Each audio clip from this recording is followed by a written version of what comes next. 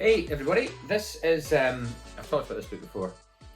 This is Talking to Strangers by Malcolm Gladwell. It's a really important book to me, at least. And actually this one, interestingly, just as a heads up, I've just opened it, I got from World of Books, because it is a pre-owned book, which I really like, because pre-owned books are good because somebody else has had them before and you kind of wonder where they've been, and it saves them just printing another book. But what I want to talk about is a concept that's really introduced to me in this book, and one of the chapters in this book, called coupling, which is a behavioural concept. And it's important for lots of reasons, because I'm going to link it to football and what happened at football at the weekend on the telly, which I shouldn't watch, but I do because my son's into football. And also to a lecture that I'm doing on the 4th of November. So on the 4th of November, I've been invited to speak at Dental Wellbeing Day in Glasgow, which is a symposium that's essentially been put together or envisaged by John Gibson, who's my friend and my mentor and kind of inspirational guy in my career. It's John's the one who's just walked from Lindsay to John O'Groats to launch the charity in honour of his son who took his own life in 2019. So John's charity is related to suicide prevention and the aftermath of suicide. And that's what the coupling aspect of this book relates to. This book is not a book about suicide. But in the book, it talks about a poet called Sylvia Plath, and she took her own life in the 1960s, and it talks about coupling. And coupling is where people associate behaviour with particular circumstances, and they couple with that behaviour. And so in terms of some people who take their own life, they couple with a method. And so in the book, it explains how in the Golden Gate Bridge in San Francisco was a hot spot for people to jump from to take their own life. And for years, they debated the prospect of putting a net underneath the bridge to catch people who tried to do that.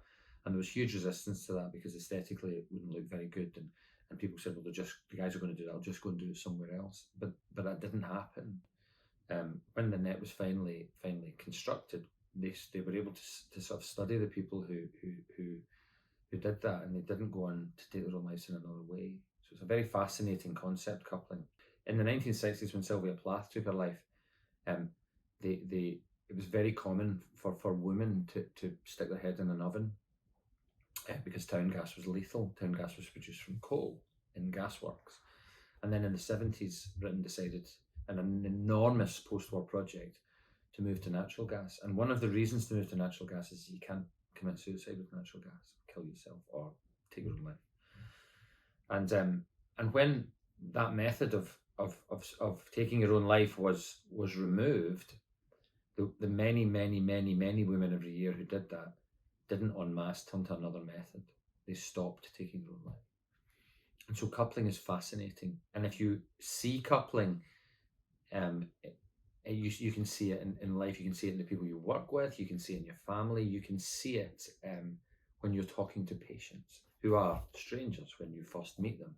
And so in terms of relevance to my work and to my career and my fascination with communication and with the consultation, looking at coupling and see how people react to different circumstances and how they're linked to circumstances is fascinating. And so I love it because it kind of opens up the world to curiosity, and so you look at things in a different way, and I'm fascinated at looking at communication and how it works.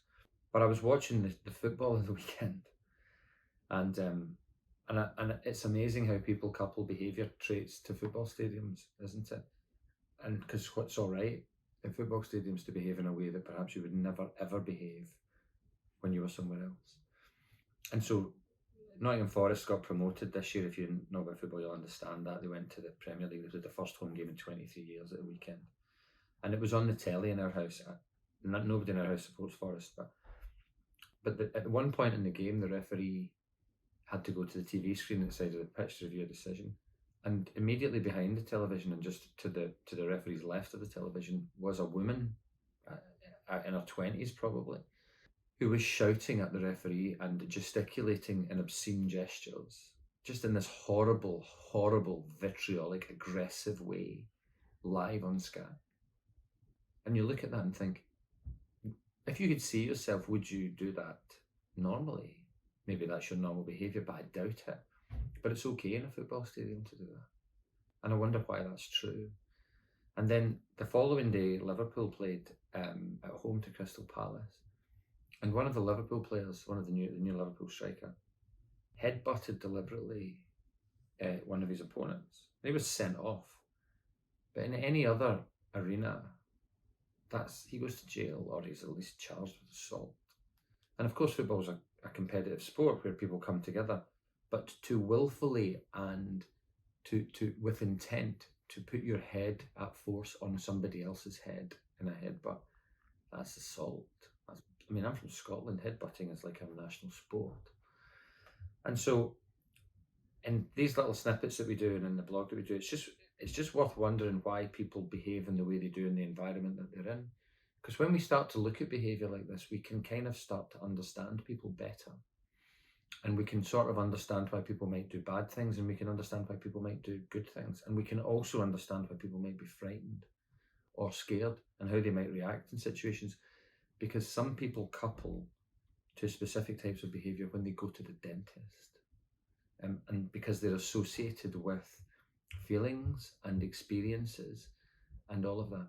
And then, so to box it all off, I saw someone on Monday after all of this had happened at the weekend, at the first time I'd ever met this lady, and it took like 40 minutes to get to the information that she'd actually seen someone else about the same problem before, and they were not nice, and they tried to sell her stuff, and it seemed all about money, and she never came back, and it took years for her to return, and she's come back and is losing a front tooth now, but that's not the main part of her problem, but that's what's brought her back.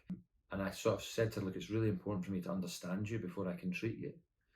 And at the end of the consultation, she said, thanks so much for being so thorough, and thanks for being so kind. And it was only through understanding that her initial behaviour in the consultation was coupling related to anxiety and difficulty that she's had before, that you can actually get to the positive part of the other end of it. And so I would get the book, right? There's so many chapters in the book which are so extraordinary, but the coupling chapter is brilliant. And perhaps there's insights into that might make you think a little bit more before you go to work tomorrow.